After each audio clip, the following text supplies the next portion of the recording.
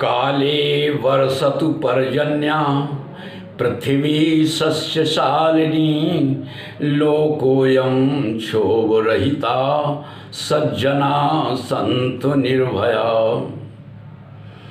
शुभ प्रभात देवियों एवं सज्जनों। कृष्ण संदेश सुधा चैनल के माध्यम से मैं धर्म प्रकाश भदौरिया गीता विश्लेषक गीता की ज्ञान गंगा में अवगाहन हेतु उपस्थित एवं मधुसूदन भगवान कृष्ण की चरणों में अगाध निष्ठा रखने वाले आप सभी प्रबुद्ध एवं विद्वान श्रोताओं का हार्दिक अभिनंदन एवं कोटि कोटि वंदन करता हूँ। पिछले वीडियो में आप लोगों ने सुना था जिसमें मधुसूदन भगवान कृष्ण अर्जुन को बता रहे थे कि देखो अर्जुन, जो अपने अंतःकरण में ही सुख की अनुभूति करता है, अपने अंतःकरण में ही रमण करता है और अपने अंतःकरण में ही अंतर्ज्योति का यानी ज्ञान रूपी प्रकाश का अनुभव करता है, वह अपनी स्थिति का ब्रह्म में अनुभव करता हुआ निर्वाण ब्रह्म को प्राप्त होता है। इसके आगे भगवान क्या बताते हैं उसे बड़े ध्यान से सुनेंगे, क्योंकि विषय बहुत ही रोचक है, बहुत ही ज्ञानप्रद है, आपको विशेष आनंद की अनुभूति होगी, ऐसा मेरा मानना है। तो पूर्व की तरह सर्वप्रथम इस श्लोक का श्रवण पान, तत्पश्चात मेरे द्वारा किए जाने वाले विश्लेषण का आनंद लेंगे। तो सुनते हैं अगला श्लोक कि लभन्ते ब्रह्म निर्वाणम ऋषया क्षीण कल्मषा छिन्नद्वैधायतात्मानः सर्वभूतहिते रता। इस श्लोक के माध्यम से मधुसूदन भगवान कृष्ण अर्जुन को बता रहे कि देखो अर्जुन, वे विवेकी जन निर्वाण ब्रह्म को प्राप्त होते हैं जिनकी सभी कल्मष नष्ट हो गए हैं,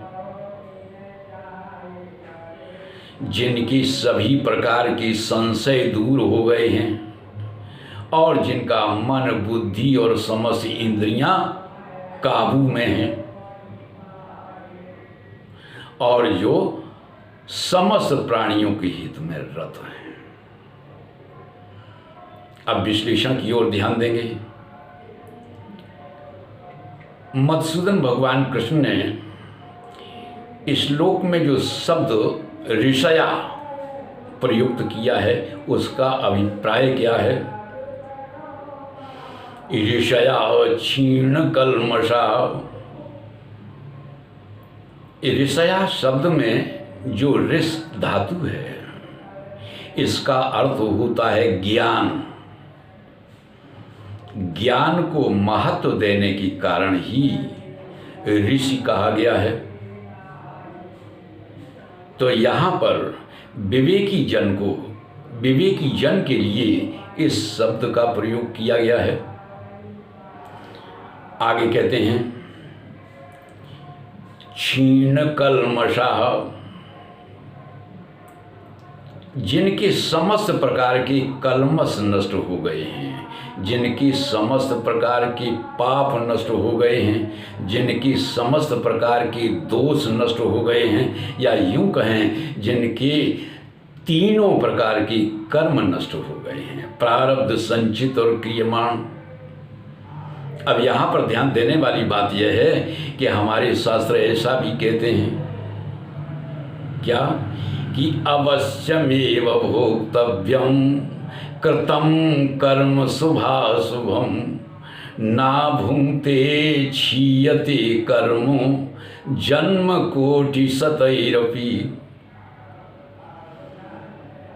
यानी जो कर्म किए हैं उनका प्रतिफल तो भोगना ही पड़ता है। वे कर्म नष्ट नहीं होते हैं, वे जन्म जन्मांतर तक पीछा करते ही रहते हैं। लेकिन हमारे कन्हैया जी क्या कहते हैं, मधुसूदन भगवान कृष्ण क्या कहते हैं कि यथैधांसि समिद्धोऽग्निर्भस्मसात् कुरुते अर्जुन ज्ञानाग्नि सर्वकर्माणि भस्मसात् कुरुते तथा। यथैधांसि समिद्धोऽग्निर्भस्मसात् कुरुते अर्जुन। जिस प्रकार से ईंधन के ढेर को आग जलाकर भस्म कर देती है, उसी प्रकार से ज्ञानाग्नि समस्त प्रकार के कर्मों को नष्ट कर देती है, जला के भस्म कर देती है। अब यहां पर प्रश्न उठता है, तो वो ज्ञानाग्नि पैदा कैसे हो? वो ज्ञानाग्नि कैसे पैदा होगी, कहां होगी? तो कहते हैं कि जब ज्ञान की शाश्वत सत्ता हमारी चेतना में जागृत हो जाए, जब ज्ञान की शाश्वत सत्ता हमारी चेतना में जागृत हो जाती है, तो समस्त प्रकार के कर्मों का स्टॉक जल के भस्म हो जाता है। अब ज्ञान की सत्ता जागृत कैसे होती है?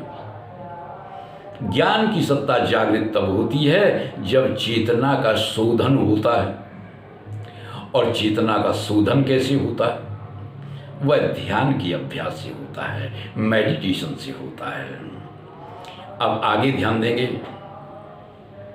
कि छिन्न द्वैधा, द्वैधा का मतलब दुविधा, संशय, संदेह। संदेह का मतलब द्वैत। और द्वैत क्या है?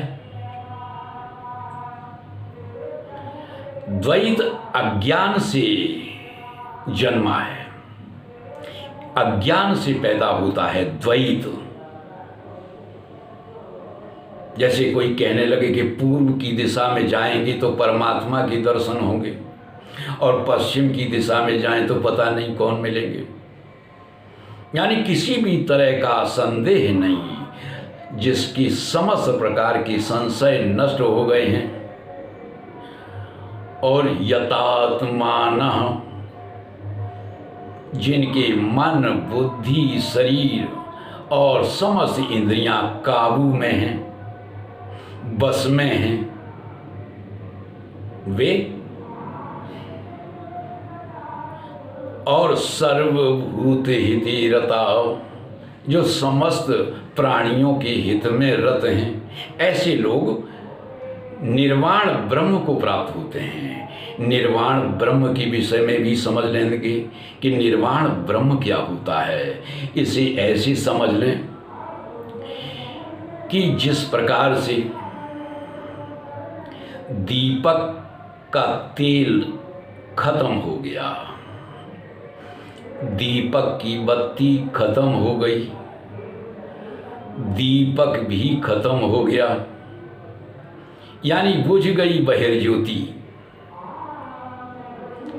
किंतु अंतर्ज्योति प्रज्वलित है।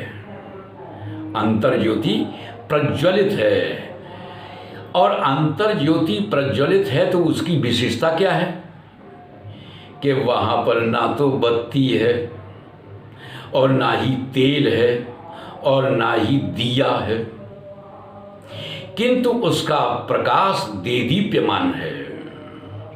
जिसके महान प्रकाश में सारा जगत डूबा हुआ है, इसी को कहते हैं ब्रह्म निर्वाण, इसी को कहते हैं निर्वाण ब्रह्म। यानी ब्रह्म तो शेष रह गया और सबका निर्वाण हो गया। अब आगे कहते हैं कि सर्वभूत हिते रता।